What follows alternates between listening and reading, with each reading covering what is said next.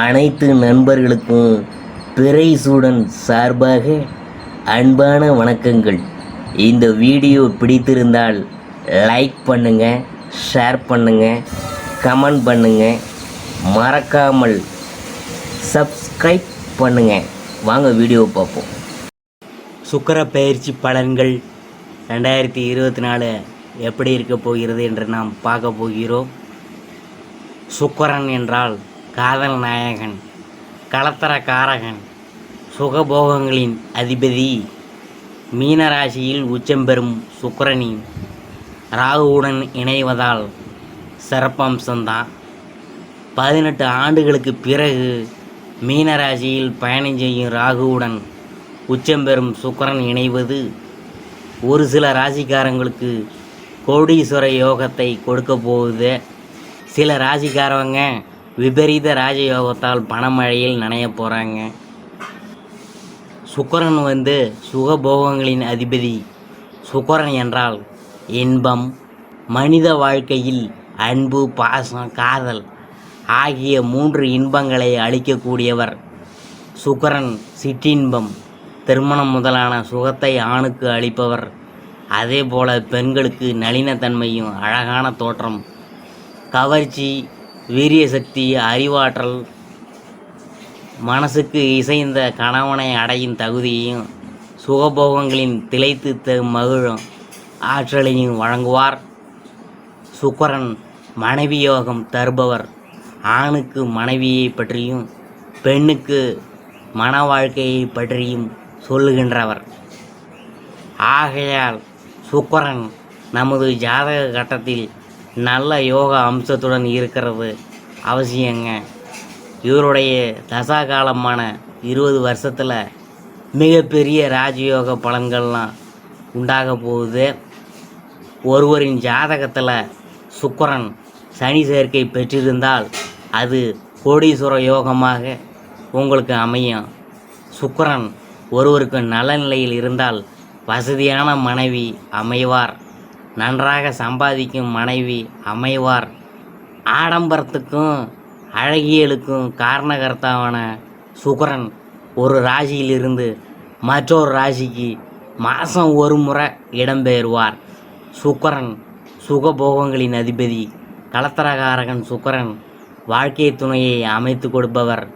ஆகையால் சுக்கிரன் நமது சாதக கட்டத்தில் நல்ல யோக அம்சத்துடன் இருக்கிறது அவசியம்.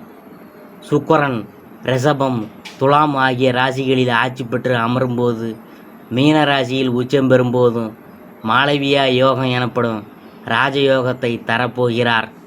இந்த சுக்கிர பெயர்ச்சி யாருக்கு எப்படி இருக்க போகிறது என்று நாம் பார்க்க போகிறோம்.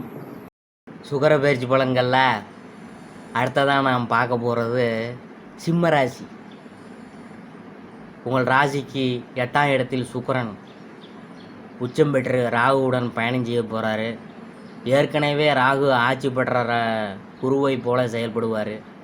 இப்போது சுக்கிரன் 8ஆம் வீட்டில் உச்சம் பெற்று பயணம் செய்கிறதுனால விபரீத ராஜயோகம் தேடி வரப்போகுது. பணம் பல வழிகளில் இருந்தும் வந்து சேரும்.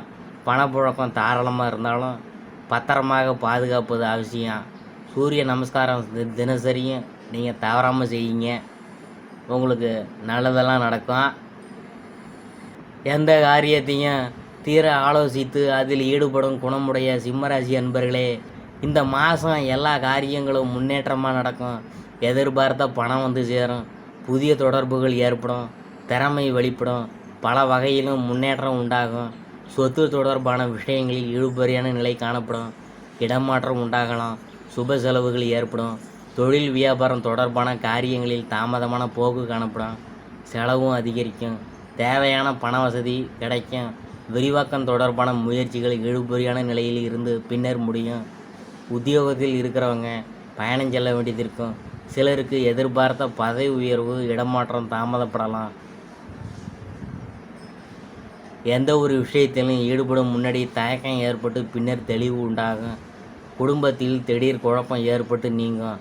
கணவன் மனைவிக்கிடையே எதையும் பேசி தெளிவுபடுத்தி கொள்வது நன்மை தரும். குழந்தைகளுக்கான பொருள்களை வாங்குவீங்க.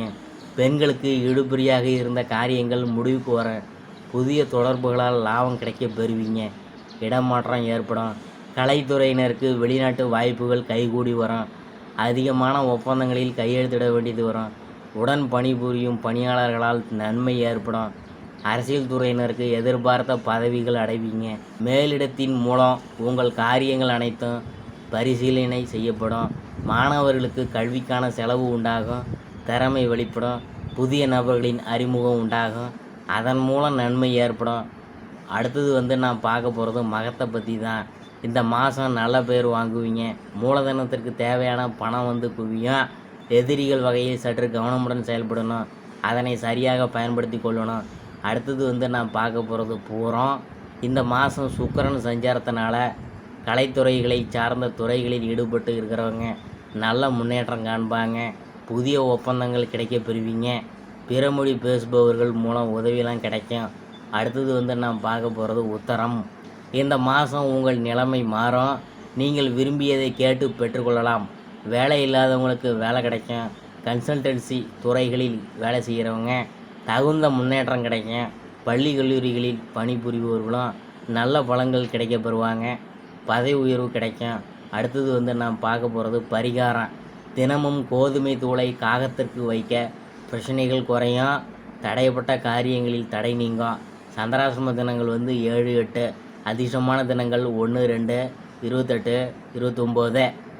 இதுவரைக்கும் நாம் பார்த்தது சுக்கிர பயிற்சி பலன்களில் சிம்மராசியை பற்றி தான் நாம் பார்த்தோம்.